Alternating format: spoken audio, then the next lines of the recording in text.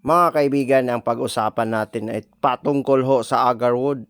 Marami pong nalilitong mga kaisipan nito at natatanggal ho sa kanilang mga trabaho.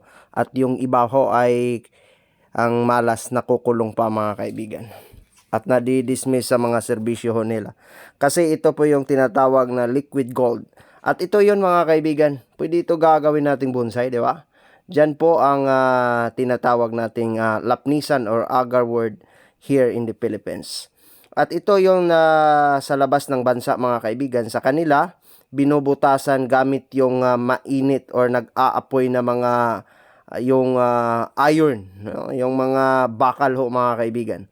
Yan ho ang mga kalimitan sa kanila sapagkat po itong agarwood mga kaibigan, it's considered as a medicinal, no?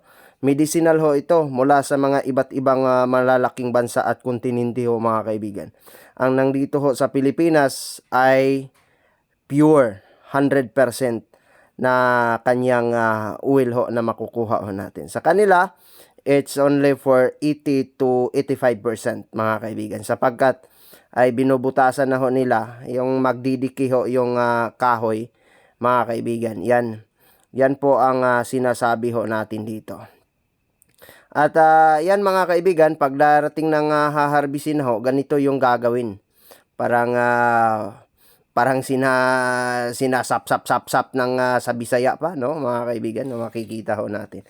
Yan po ang chocolate niya yung tinatawag mga kaibigan. Yan po ang first class or class E or yung mas mahalaga pa sa ano mga kaibigan, no. Yon ang mga kaibigan yung makikita nyo. Yan po ay kasi itong agarwood is considered as ironwood mga kaibigan. Maghihilom siya, ganun na ang hitsura mga kaibigan. So, pwede ito gagawin ng iba't ibang mga palamuti pero ito po'y ginagawa ho, no, ng mga mamahaling perfume at saka mamahaling medisina ho mga kaibigan. Ito na yon, no. It is considered as the most expensive tree around the world, no. Ito yon. Liquid gold ang tawag ho nito mga kaibigan. So, mahirap po yun gagawin mga kaibigan. Hindi po yun basta-basta. Kaya, mahal ang presyuhan ho. Yan ang makikita nyo. Oh. Yan po ang tinatawag na chocolate. Di ba? Maraming nalilito kasi it's around 650,000 to 750,000 per kilo. Kaya mahalin pa ito sa gold, no, mga kaibigan. Yon mga kaibigan, tinitistingan. Yung masyadong authentic, yan, yung tinuod, mulundag yun na siya. In heavyweight na siya, no, mga kaibigan, makikita ho ninyo.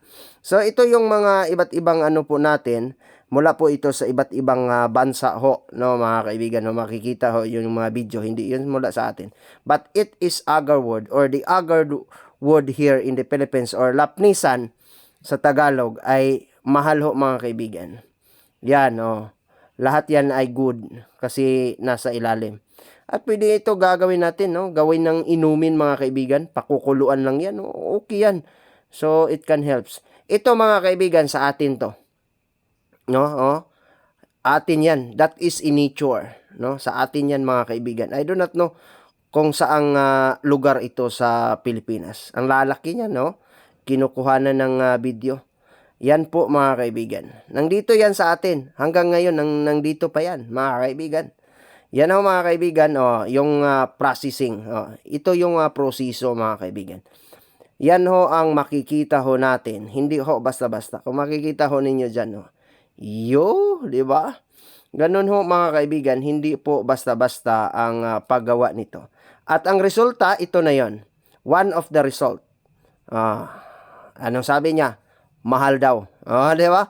Mahal daw. The most expensive perfume in the world. Even Jesus Christ, ito yung tinatawag. Ito yung perfume ni Jesus Christ dati. Ito yung perfume ni Haling Solomon at yung mga nasa Biblia, mga kaibigan. Ito yun. Agarwood, which is the most expensive tree. Liquid gold.